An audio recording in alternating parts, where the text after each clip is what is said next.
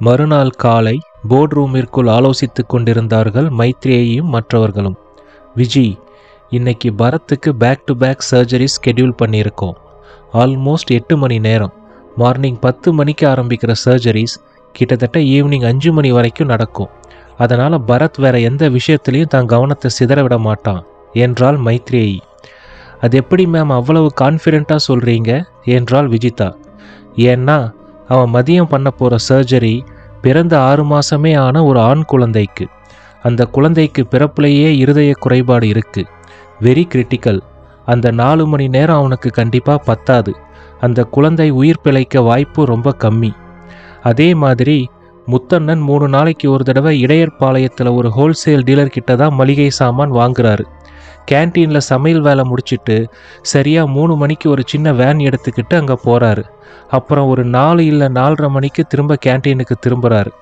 அதனால் ஒரு 5-5:30 மணி வரைக்கும் யாரும் அவரை காணோம்னு தேட மாட்டாங்க.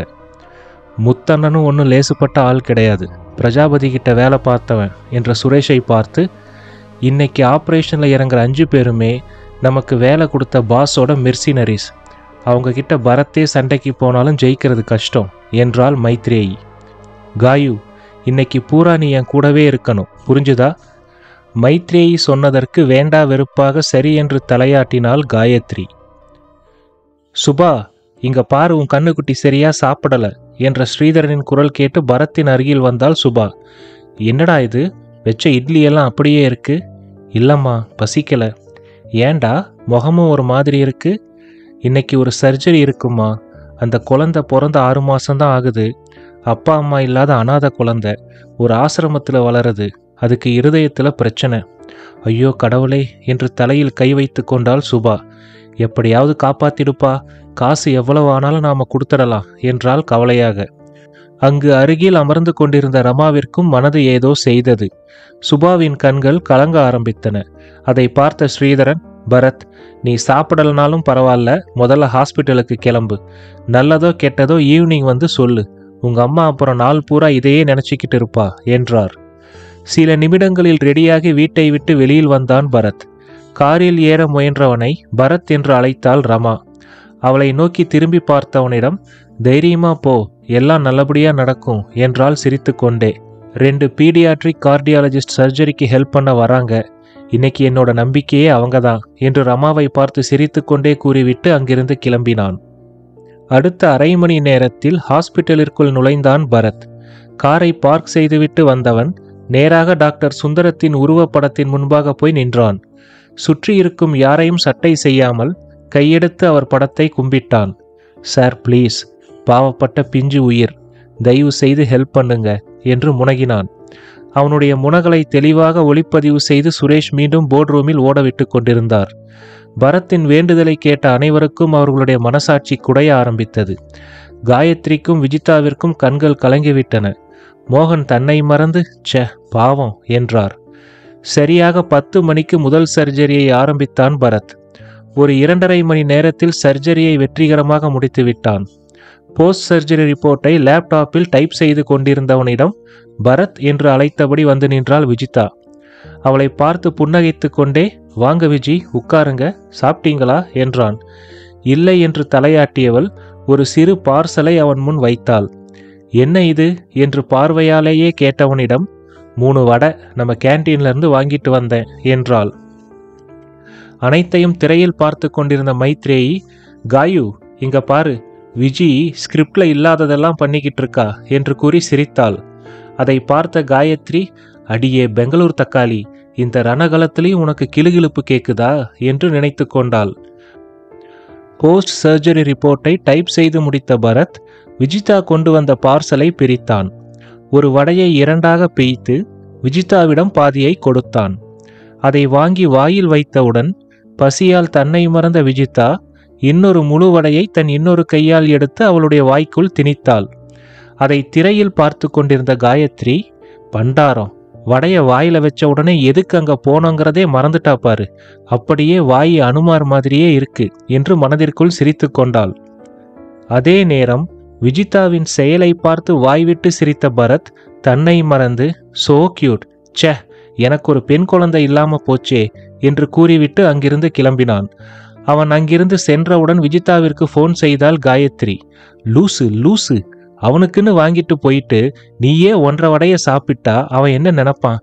ஐயையோ சாரிப்பா, நான் காலையில பிரேக்ஃபாஸ்ட் சாப்பிடலையா, ரொம்ப பசி. சரி இப்ப என்ன பண்றது?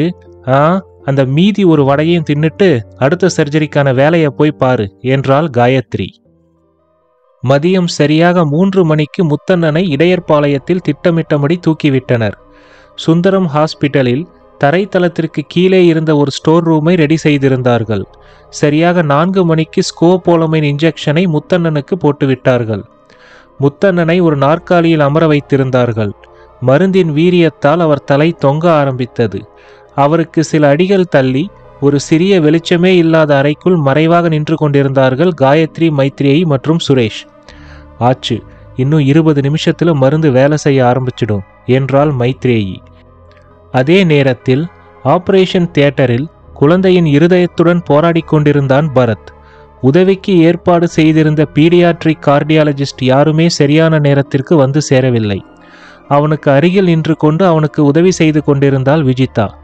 அந்த குழந்தையின் இருதயத்தில் இருந்த எக்ஸ்ட்ரா இரத்த குழாய் செயல்படாமல் இருப்பதற்காக பரத் ஒரு சிறு ஸ்பிரிங் போல செட் செய்து கொண்டிருந்தான். சட்டென்று குழந்தையின் உடற்சூடு குறைய ஆரம்பித்தது. பரத் செய்வதறியாமல் தடுமாறியது விஜிதாவிற்கு நன்றாக தெரிந்தது. அதே நேரம் போர்டு ரூமில் தனியாக அமர்ந்து அனைத்து திரைகளையும் மானிட்டர் செய்து கொண்டிருந்தார் மோகன். அன்று மாலை 5 மணி வரை செல்போன், லேண்ட்லைன் அனைத்தையும் டிஸ்கனெக்ட் செய்ய சொல்லியிருந்தாள் மைத்ரேயி.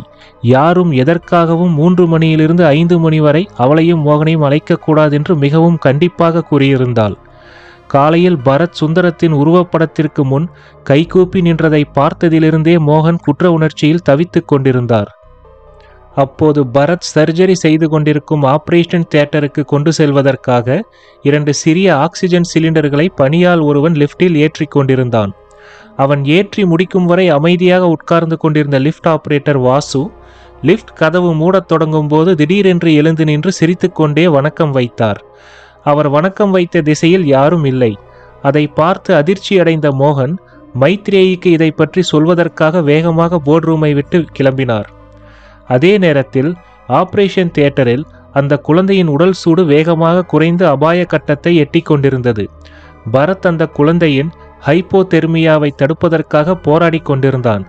சட்டென்று அவன் உடலில் ஒரு சிறு அதிர்வு தெரிந்தது. வலது கையில் வைத்திருந்த உபகரணங்களை மெதுவாக இடது கைக்கு மாற்றினான். விஜிதா, உடனே இங்க ஏர் கண்டிஷனர் ஆஃப் பண்ண சொல்லு, சீக்கிரம். அவனுடைய குரல் முற்றிலும் வேறு தொனியில் இருந்தது. விஜிதா அவசரமாக ஆபரேஷன் தியேட்டரை விட்டு வெளியே வந்து ஹாஸ்பிட்டல் அட்மினிற்கு போன் செய்தாள். அடுத்த 4 நிமிடங்களில் அந்த அறையின் குளிர் வெகுவாக குறைந்தது. அடுத்த 20 நிமிடங்களில் பரத்தின் கரங்கள் அற்புதம் செய்ய தொடங்கின. அந்த குழந்தையின் எக்ஸ்ட்ரா இரத்த குழாயில் சிறிய ஸ்பிரிங்கை லாவகமாக பாதுகாப்பாக சர்ஜரி முறைப்படி மாட்டினான். அனைத்தும் இனிதே முடிந்தது. பரத் சோர்வாக ஆபரேஷன் தியேட்டரை விட்டு வெளியில் வந்து நின்றான். அவனுக்கு பின்னாடியே வந்து நின்றாள் விஜிதா. பரத் அவனுக்கு இடதுபுறம் திரும்பி தேங்க்ஸ் சார் என்றான். அவன் யாரிடம் பேசுகிறான் என்று புரியாமல் விழித்தாள் விஜிதா. மாலை மணி சரியாக 4:27. முத்தண்ணா, உங்க மக மலர் ஆபத்துல இருக்கா, யாரோ தூக்கிக்கிட்டு போறாங்க என்றாள் மைத்ரேயி. அரை மயக்கத்தில் தன்னிலை இழந்து படுத்து கொண்டிருந்த முத்தண்ணன் ஐயோ மலரு மலரு என்று புலம்பினார். அவருடைய கண்கள் மேலே சொருகியிருந்தன. உங்க மகளை காப்பாத்தணுமா என்ற மைத்ரேயின் கேள்விக்கு ஆமா ஆமா காப்பாத்துங்க, உங்களுக்கு புண்ணியமா போகும் என்றார். அந்த மயக்கத்திலும் அவருடைய கண்களிலிருந்து நீர் வழிந்தது. அவருடைய உடல் மெதுவாக துடித்து கொண்டிருந்தது. இதை பார்த்த காயத்ரிக்கு மைத்ரேயின் மேல் கோபமாக வந்தது. உங்க மகளை காப்பாத்தணும்னா பரத் யாருன்னு சொல்லுங்க, பரத்துக்கும் ரமாவுக்கும் என்ன சம்பந்தம் சொல்லுங்க. மைத்ரேயின் இந்த கேள்விக்கான விடை அவர் தொண்டையில் சிக்கி தவித்தது. அவர் மூளை அதனிடம் எஞ்சியிருந்த கடைசி பலத்துடன் இந்த கேள்விக்கான விடையை தவிர்க்க போராடியது. ஐயோ அப்பா, என்னை விட சொல்லுங்க அப்பா என்ற மலரின் குரல் அந்த அறை முழுவதும் எதிரொலித்தது. சொல்லிடுறேன், நான் சொல்லிடுறேன். மைத்ரேயி மணியை பார்த்தாள். மணி சரியாக மாலை 4:29 என்று காட்டியது. நடுநிலவு மறைப்பு ஆரம்பித்து விட்டது. அது முடிய இன்னும் சரியாக 2 நிமிடங்கள் தான் இருந்தது. மைத்ரேயி ஏற்கனவே போலியாக ஒளிப்பதிவு செய்யப்பட்டிருந்த முத்தண்ணனின் மகள் மலரின் அலறலை சற்று சப்தமாக ஒலிக்குமாறு செய்தாள். ஐயோ அப்பா, காப்பாத்துங்கப்பா, ஐயோ மலரு, அவளை விட்டுருங்க. அப்போ பரத் யாருன்னு சொல்லுங்க. பரத் தான் முகுந்தன். முகுந்தன் அவர் ஆயுசு முடியறதுக்கு முன்னாடியே கொல்லப்பட்டதால அவரோட ஆன்மா பரத் தம்பியோட உடம்புல என்றபடி முற்றிலுமாக சுயநினைவிழந்தார் முத்தண்ணன்.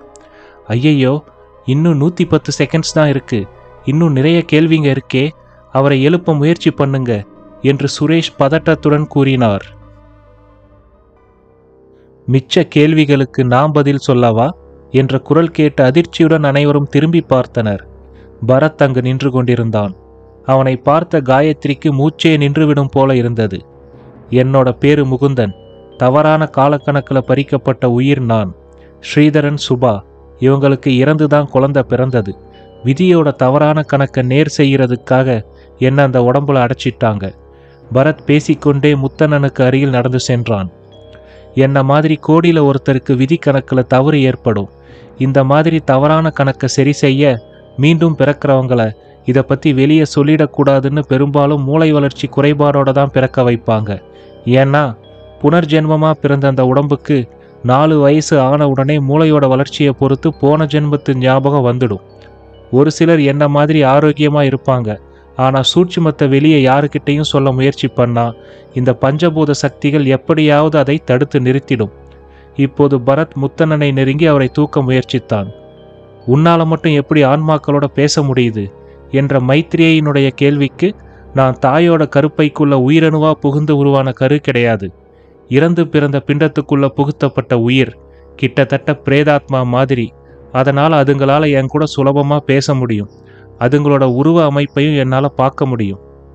மைத்ரேயி தொடர்ச்சியாக கேட்ட அனைத்து கேள்விகளுக்கும் பரத் பதிலளித்து கொண்டே முத்தண்ணனை மெதுவாக தூக்கி தோளில் போட்டுக்கொண்டான். மணி 4:32 ஆகியது. பரத் தன்னுடைய உடலில் ஒரு அதிர்வை உணர்ந்தான். அவ்வளவுதான் எனக்கு தெரிஞ்சது. நாங்க போகலாமா? முத்தண்ணனை தூக்கி கொண்டு மெதுவாக நடந்த பரத் மீண்டும் திரும்பி மைத்ரேயை பார்த்து, எனக்கு வர்ற கோவத்துக்கு உங்க எல்லாரையும் பிச்சு எரியணும் போல இருக்கு. ஆனா ஏற்கனவே இலவு விழுந்த வீடாச்சேன்னு பொறுமையா போறேன் என்றபடி திரும்பி நடந்தான். அப்போது கதவை திறந்து கொண்டு ஓடி வந்த மோகன் எதிரில் பரத் முத்தண்ணனை தோளில் தூக்கி கொண்டு வருவதை பார்த்து அதிர்ந்தார். மோகனை கடந்து செல்லும் போது பரத், ஒரு நல்ல மரத்தோட விதைகள் எல்லாமே தரமா இருக்காதுன்னு உன்னையும் உன் தங்கையையும் பார்த்தாலே தெரியுது. முதல்ல உங்க போனை ஸ்விட்ச் ஆன் பண்ணுங்க. ரமணியம்மா இறந்து 40 நிமிஷம் ஆச்சு என்றபடி அங்கிருந்து வெளியேறினான். முத்தண்ணனை ஐசியு வார்டில் படுக்க வைத்து அவருக்கு மெக்லிசைன் இன்ஜெக்ஷனை போட்டுவிட்டான் பரத். அவர் உளறலை முழுவதுமாக நிறுத்தி ஆழ்ந்து உறங்க ஆரம்பித்தார். அங்கிருந்த இன்சார்ஜ் நர்ஸை அழைத்து, என்னை கேட்காம எவனாவது இவர்கிட்ட போனா கொன்னு போட்டுடுவேன்னு சொல்லுங்க. அது இந்த ஹாஸ்பிட்டலோட ஓனர் மோகனா இருந்தாலும் சரி என்று கூறிவிட்டு வெளியில் வந்தான். கேன்டீனிற்கு அருகில் வந்த பரத் ஒரு சிகரெட்டை எடுத்து பற்ற வைத்தான். முத்தண்ணனின் மகளுக்கு ஃபோன் செய்து அவர் ஒரு சிறிய செக்கப்பிற்காக ஹாஸ்பிட்டலிற்கு வந்திருப்பதாக தகவல் சொன்னான். Bharat, I am sorry, I am helpless என்றபடி அவனுக்கு அருகில் வந்த தயாளனை முறைத்து பார்த்தான்.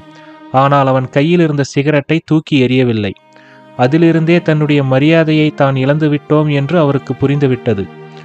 உங்க எக்ஸ்பீரியன்ஸுக்கு தனியாக ப்ராக்டிஸ் பண்ணால் கூட ஒரு நாளைக்கு 3000க்கு மேலே சம்பாதிக்கலாம். ஆனால் இவங்க கூட சேர்ந்து இப்படி கீழ்த்தரமாக நடந்துக்கிட்டு இருக்கீங்களே, உங்களுக்கு வெக்கமா இல்லை? அருகில் இருந்த சிலர் அதிர்ச்சியாக பார்த்தனர். டாக்டர் தயாளன் தலை குனிந்தபடி நின்றார். செஞ்சது தப்புதான், அதுக்கு என்ன பரிகாரம் பண்ணுறதுன்னு தான் தெரியல என்றார் யதார்த்தமாக. செய்கிற பாவத்துக்கெல்லாம் பரிகாரம் இருக்குங்கிற திமிரில் எல்லாரும் ஆடுறீங்களா? மேலே போங்க. வாழ்க்கை பூரா நீங்கள் என்ன எண்ணத்தில் வாழ்ந்தீங்க, எப்படி நடந்துக்கிட்டீங்கன்னு ஒரு ரியாலிட்டி ஷோ வீடியோ ஆடியோவோட காட்டுவானுங்க. அப்படியே நடு ரோட்டில் அம்மனமாக நிற்கிற மாதிரி இருக்கும் என்று கூறிவிட்டு கையில் இருந்த சிகரெட்டை வேகமாக ஒரு இழுப்பு இழுத்து தூக்கி போட்டுவிட்டு புகையை அவர் முகத்தில் ஊதாத குறையாக அங்கிருந்து சென்றான் பரத். டாக்டர் தயாளன் சோகமாக 2வது மாடியில் இருந்த தன் அறையை நோக்கி சென்றார். அப்போது எதிரில் வந்த டாக்டர் ராகவனும் கார்த்திகேயனும், அந்த பரத்துக்கு ரொம்ப சப்போர்ட் பண்ணீங்க தானே, இப்போ உங்களை எப்படி பேசிட்டான் பாருங்க என்றனர். தயாளன் கோபத்தின் எல்லையினுடைய உச்சிக்கே போய்விட்டார். உன்ன மாதிரி சின்ன பையனை ரேப் பண்ணி கொன்னவனும் இவனை மாதிரி போலி டாக்டரும் இருக்கிற ஹாஸ்பிட்டலில் வேலை செய்கிறான் பாரு, அதை விட அவன் பேசுனது ஒன்றும் எனக்கு கேவலம் இல்லை என்று பக்கத்து பில்டிங் வரை கேட்கும் அளவிற்கு கத்திவிட்டு அங்கிருந்து நகர்ந்தார். அங்கிருந்த சிலர் டாக்டர் ராகவனையும் கார்த்திகேயனையும் குறுகுறுவென்று பார்த்தனர். இருவரும் பயத்தில் உறைந்து போய் அங்கிருந்து வேகமாக நகர்ந்து சென்றனர். நேராக ஐசியூவிற்குள் நுழைந்து முத்தண்ணனின் அருகில் அமர்ந்து கொண்டான் பரத். பரத் தன் நிலையை நொந்தபடி அங்கு அமர்ந்து கொண்டிருந்தான். சில நிமிடங்கள் கழித்து நிமிர்ந்து பார்த்தபோது ஐசியூவின் நுழைவு வாயிலுக்கு அருகே காயத்ரியும் விஜித்தாவும் நின்று கொண்டிருந்தார்கள். பரத் அவர்களை பார்த்ததும் வேறு பக்கம் தன் முகத்தை திருப்பிக் கொண்டான். விஜி, வேணாம்பா, போயிடலாம், பயமா இருக்கு என்றாள் காயத்ரி. ஆனால் விஜிதா சோகமாக பரத்தையே பார்த்து கொண்டு நின்றாள். அவளுடைய முகம் மிகவும் வாடியிருந்தது. சட்டென்று விஜிதாவை பார்த்து அருகில் வருமாறு அழைத்தான் பரத். அவன் கூப்பிட்டவுடன் காயத்ரியின் கையை உதறிக்கொண்டு ஒரு குழந்தையைப் போல அவனிடம் ஓடினாள் விஜிதா. அருகில் சென்ற விஜிதாவின் கையை பிடித்து மென்மையாக இழுத்து முத்தண்ணன் படுத்து கொண்டிருந்த கட்டிலின் ஒரு ஓரமாக அமர வைத்தான். விஜிதாவின் கண்களும் கலங்க ஆரம்பித்தன. எப்படி விஜி, உன்னால மட்டும் எந்த எதிர்பார்ப்பும் இல்லாம என்னை காதலிக்க முடியுது? உன்னோட காதலுக்கு இந்த உடம்பு வேணா தகுதியா இருக்கலாம், ஆனா இந்த உடம்புக்குள்ளார இருக்கிற உயிருக்கு உன்னோட காதலை ஏத்துக்கிற தகுதி இல்லை. இதை கேட்ட விஜிதா வாய்விட்டு அழ ஆரம்பித்தாள். அழுது கொண்டிருந்த விஜிதாவின் தலையை ஆறுதலாக தடவி கொடுத்தான் பரத். அப்போது தயங்கியபடியே அருகில் வந்த காயத்ரியிடம், உங்க விதி, நான் சொன்னதை இன்னைக்கு கேட்டுட்டீங்க. தயவு செய்து விஜி கிட்ட எதையும் சொல்லாதீங்க, யாருக்கிட்டையும் சொல்லவும் முயற்சி பண்ணாதீங்க. நீங்க எவ்வளவு முயற்சி பண்றீங்களோ உங்க ஆரோக்கியம் அந்த அளவுக்கு கெட்டு போய் உங்க ஆயுசும் குறைய ஆரம்பிச்சிடும். சாரி பரத், விஷயம் இவ்வளவு சீரியஸா போகும்னு நான் எதிர்பார்க்கல. எல்லாமே விதி, நீங்க என்ன பண்ணுவீங்க? இது எல்லாத்தையும் வியாபாரமா பார்க்குற உலகம். நான் ரொம்ப நாள் இருக்க மாட்டேன் காயத்ரி. கோவில் கோவிலா சுத்துறதை விட உங்க எண்ணங்களை நல்லதா வச்சுக்கோங்க. ஒருத்தர் இந்த உலகத்துல வாழும்போது அவங்க புத்தியில இருந்த எண்ணங்களும் அதை சார்ந்த அவங்க நடத்தையையும் தான் மேலே இருக்கிறவங்க கணக்கில் எடுத்துக்கிறாங்க. அதுதான் அவங்க இறுதி தீர்ப்பை எழுதுது. இது கிட்டத்தட்ட ஒரு ஆட்டோமேட்டட் ப்ராசஸ் மாதிரி. இதை புரிஞ்சுக்கிட்டா அவங்க எல்லாருக்குமே நல்லது. அப்போது தம்பி என்று அழைத்தபடி மெதுவாக எழுந்து எந்த உதவியும் இல்லாமல் தரையில் நின்றார் முத்தண்ணன். அவரை அழைத்து கொண்டு கிளம்பினான் பரத். பரத்தின் கார் முத்தண்ணனின் வீட்டின் முன்பு நின்றது. இருவரும் காரிலிருந்து இறங்கினார்கள். பரத் முத்தண்ணனை பார்த்து, மாற்று மருந்து கொடுத்துருக்கேன், ஒரு 2 நாளைக்கு கண்ணு கொஞ்சம் மங்களா தெரியும், பயப்படாதீங்க. தம்பி, என்னால தானே உங்களுக்கு இவ்வளவு தொல்லை என்று கலங்கியவரை பார்த்து, இல்லண்ணே, உங்களால நான் ஒரு தடவை தான் செத்துருக்கேன், ஆனா என்னால நீங்க உங்களோட வாழ்நாள் பூரா கொஞ்சம் கொஞ்சமா செத்துக்கிட்டு இருக்கீங்க என்றான்.